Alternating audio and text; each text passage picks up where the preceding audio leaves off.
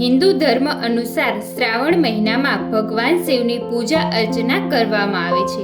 કેટલાક લોકો શ્રાવણ મહિનાના સોમવારે ઉપવાસ કરીને ભગવાન શિવની પૂજા કરે છે.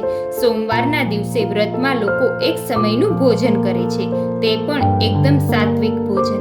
માત્ર એટલું જ નહીં, આખો મહિનો લોકો સાત્વિક ભોજન પણ જમે છે. પરંતુ ક્યારેય તમે વિચાર્યું છે કે શ્રાવણ આખો મહિનો લોકો સાત્વિક ભોજન કેમ જમે છે?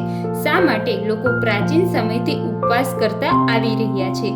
તો મિત્રો, આજના વિડીયોમાં આપણે તે રહસ્ય વિશે જાણીશું. તો મિત્રો, વિડીયો અંત સુધી જુઓ, અને જો તમે અમારી ચેનલમાં નવા હોય તો ચેનલને સબસ્ક્રાઇબ કરી બેલ આઇકન દબાવી દેજો, જેથી આવનારા બધા જ વિડીયોની અપડેટ મળતી રહે.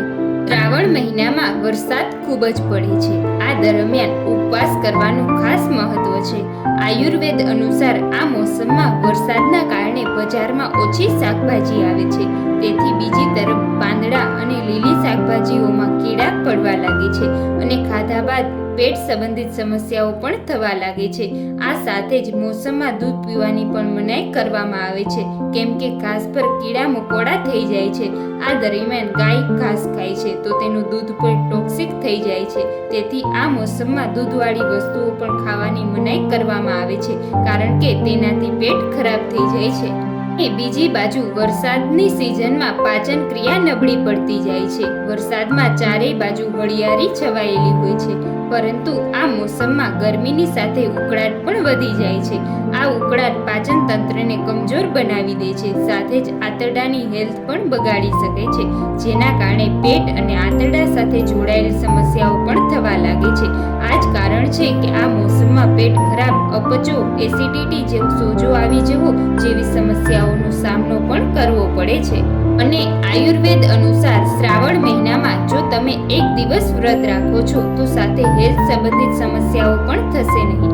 ઉપવાસ કરવાથી ઘણી બધી પેટ સંબંધિત સમસ્યાઓમાંથી પણ બચી શકાય છે.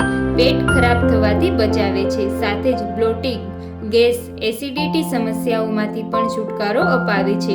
અને સાથે જ વ્રત કરવાથી ભગવાન શિવ પ્રસન્ન થાય છે. આ જ કારણ છે કે શ્રાવણ મહિનામાં વ્રત અને ઉપવાસનું મહત્વ ઘણું દર્શાવવામાં આવેલું છે. મિત્રો, આવા જ અવનવા ધાર્મિક અને શાસ્ત્ર સંબંધિત વિડીયોની જાણકારી માટે અમારી ચેનલને સબસ્ક્રાઇબ કરો. ધન્યવાદ. શ્રાવણ મહિનાના પ્રથમ શુક્રવારથી આ વ્રત શરૂ થાય છે. જો પ્રથમ શુક્રવારે ન થઈ શકે એમ હોય તો બીજા શુક્રવારે પણ શરૂ કરી શકાય. પ્રાતઃકાળે વહેલા ઉઠીને સ્નાન વિધિથી પરવારી માની તસવીર સામે 5 દિવેટનો ઘીનો દીવો કરવો, અબીલ, ગુલાલ અને પુષ્પોથી માતાની પૂજા કરવી અને સ્તુતિ પ્રાર્થના કરીને કથા સાંભળવી. આ વ્રત કરનાર સ્ત્રીએ પીળા વસ્ત્રો, પીળા અલંકારો કે પીળા રંગની વસ્તુઓનો ત્યાગ કરવો અને લાલ વસ્ત્રો જ પહેરવા. પીળા મંડપ નીચે સૂવું નહીં અને ચોખાનું પાણી ઓળંગવું નહીં. કથા પૂરી થયા પછી 5 દિવેટનો દીવાથી આરતી ઉતારવી. ખાંડના શીરાનો સાકર પ્રસાદ વહેંચવો અને પોતાના સંતાનની રક્ષા માટે માતાજી પાસે પ્રાર્થના કરવી. વ્રતના દિવસે એકટાણું કરવું, જૂઠું ન બોલવું, કોઈની નિંદા ન કરવી અને આખો દિવસ માતાજીના જાપ કરવા. જીવંતિકા માતાનું વ્રત કરનાર સંતાન પર માની અમી દ્રષ્ટિ રહે છે અને તેઓ દીર્ઘાયુષી થાય છે. મિત્રો, આજના વિડીયોમાં આપણે જીવંતિકા વ્રતની કથા વિશે વાત કરવાના છીએ.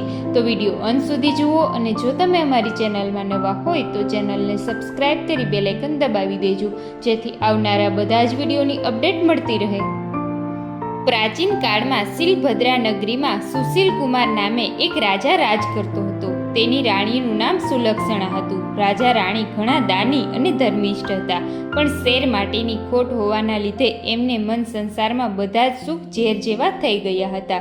એક દિવસ રાણી સુલક્ષણા મહેલમાં ઝરૂખામાં બેઠી બેઠી બહાર ચોઆંગણમાં રમતા બાળકોને એકી ટસે નિહાળી રહી હતી. એટલામાં એની પ્રિય દાસી ત્યાં આવી. આ દાસી સુયાણીનું પણ કામ કરતી હતી. ગામમાં કોઈને સુવાવડ આવે તો એ દાસીને જ બોલાવતા. દાસી ઘણી સમજુ હતી. એ રાણીના મનોભાવ તરત સમજી ગઈ અને બોલી, રાણીજી, ખોટું ન લગાડો. તમને એક વાત કહેવા માંગુ છું, જેથી તમારું વાંજિયા મેણું હંમેશા માટે દૂર થઈ જશે.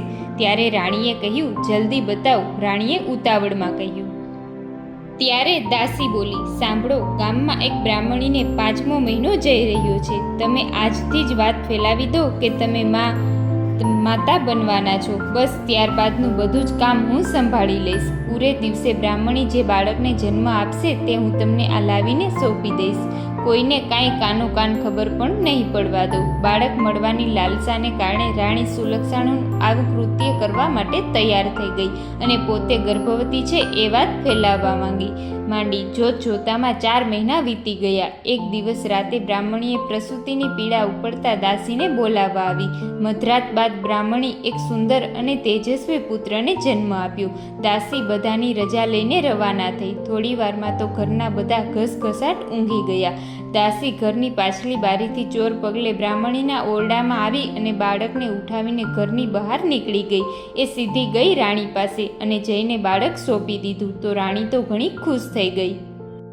ત્યારબાદ તરત જ મહેલમાં સમાચાર ફેલાવી દેવામાં આવ્યા કે રાણીએ એક સુંદર પુત્રને જન્મ આપ્યો છે. આખા નગરમાં આનંદ આનંદ છવાઈ ગયો. ઘેર ઘેર દીપમાલા પ્રગટી. આખું નગર ઉત્સવ ઉજવી રહ્યું છે. ત્યારે બાળકની સાચી માતા બ્રાહ્મણી વિલાપ કરે છે. પુત્ર ગુમ થવાથી રડે છે અને ટળવળે છે. ત્યારબાદ બ્રાહ્મણીએ જીવંતિકા માતાનું વ્રત શરૂ કર્યું. તેથી મા જીવંતિકાએ બ્રાહ્મણીનો પુત્ર જે મહેલમાં રાજકુમાર થઈને ઉછેરી રહ્યો છે તેની રક્ષા કરવા માંડી. રાણીએ તેનું નામ શિલસેન પાડ્યું હતું. શિલસેન મોટો થવા લાગ્યો. એ યુવાન થયો ત્યારે રાજા સુશીલ કુમાર અને પેલી બ્રાહ્મણીનો પતિ મરણ પામ્યા અને શિલસેન ગાદીએ બેઠો. પ્રજા તેની કુશળતાથી ઘણી ખુશ થઈ ગઈ. થોડા સમય પછી પિતાનું શ્રાદ્ધ કરવા માટે ગંગાજી જવા નીકળ્યું. રસ્તામાં એણે એક વણિકના ઘેર ઉતારો રાખ્યો.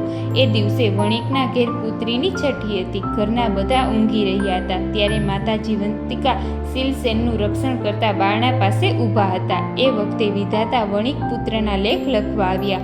મા જીવંતિકાએ વિધાતાને પૂછ્યું કે શું લેખ લખશો? ત્યારે વિધાતાએ જવાબ આપ્યો કે આ બાળક કાલે મરી જશે. આ સાંભળીને માતા જીવંતિકાએ કહ્યું, જ્યાં મારા પગલાં પડે ત્યાં અમંગળ કદાપી નહીં થઈ શકે. માટે બાળકનું 100 વર્ષનું આયુષ્ય લખજો. વિધાતાએ માતા જીવંતિકાની આજ્ઞા માથે ચડાવી અને બીજા દિવસે વાણિયાને પોતાના બાળકને નિજ જીવતો જોયો અને તે ગદગદ થઈ ગયો. કારણ કે એને ત્યાં જન્મેલ બાળકોનો 7મો દિવસ જોતા જ ન હતા અને તેને ખાતરી થઈ ગઈ હતી કે આ બધું આ મુસાફરના મંગલ પગલાંના કારણે જ થઈ રહ્યું છે. શિલસેન બીજા દિવસે જવા માટે તૈયાર થઈ ગયો. ત્યારે વાણિયાએ ખૂબ જ આગ્રહ કરીને ફરી એકવાર માટે આવવા કહ્યું. શિલસેને હા પાડી. ત્યાંથી એ ઘણા દિવસે ગયાજી પહોંચ્યો. પોતાના પિતાની શ્રાદ્ધ ક્રિયા પૂરી કરી જ્યાં એ પિંડદાન કરવા જતો હતો ત્યારે નદીમાંથી 2 હાથ બહાર આવ્યા. આ જોઈ શિલસેન અચરજનો પાર ન રહ્યો. એણે પિંડ એક હાથમાં મૂકી દીધો અને આમ શ્રાદ્ધ ક્રિયા પતાવી શિલસેન પોતાને ગામ આવવા નીકળ્યો. ફરતો ફરતો શિલસેન બરાબર 1 વર્ષે પહેલાં વાણિયાને ઘેર પાછો આવ્યો અને રાતવાસો કર્યો. એ દિવસે વાણિયાને ત્યાં ફરી બાળકનો જન્મ થયો. 6 દિવસ થયા હતા.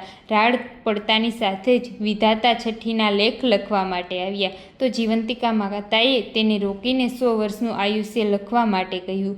વિધાતાએ આજ્ઞા માન્ય રાખી. લેખ લખીને પાછી ફરતી વખતે જીવંતિકા માતાએ પૂછ્યું, મા તમે આ રાજકુમારનું રક્ષણ શા માટે કરો છો? આ જ ક્ષણે શિલસેનની આંખ ખુલી ગઈ અને એ સંવાદ સાંભળવા લાગ્યો. માતા જીવંતિકાએ કહ્યું, આ બાળકની માતા મારું વ્રત કરે છે, આથી હું એનું રક્ષણ કરું છું. આ સાંભળી શિલસેન વિચારમાં પડી ગયો કે એની માતા કોઈ વ્રત કરતી હોય એવું એને યાદ ન હતું. છતાં એણે માતાને પૂછીને ખાતરી કરવાનું નક્કી કર્યું. બીજા જ દિવસે પોતાના રાજ્યમાં પહોંચ્યો. મહેલે જઈને માતાને પૂછ્યું, માં તું ક્યું વ્રત કરે છે? બેટા હું તો કોઈ વ્રત કરતી નથી, રાણી સુલક્ષણા બોલી.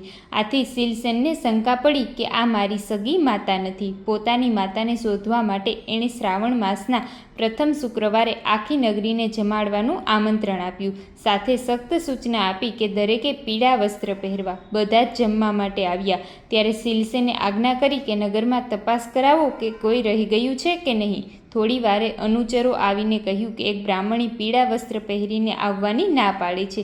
આજે એણે પીળા વસ્ત્ર નહીં પહેરવાનું વ્રત છે.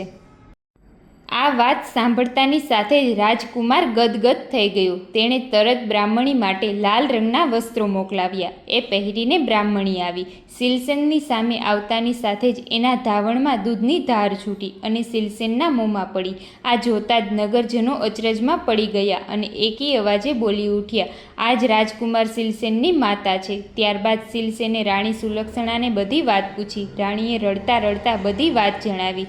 શિલસેન પોતાની સગી જનેતાને ભેટી પડ્યો અને પોતાની સાથે મહેલમાં રાખી. એ દિવસથી આખા નગરમાં ગામની સ્ત્રીઓએ પોતાના વહાલસોયા બાળકોની રક્ષા માટે માતા જીવંતિકાનું વ્રત કરવાનું શરૂ કરી દીધું.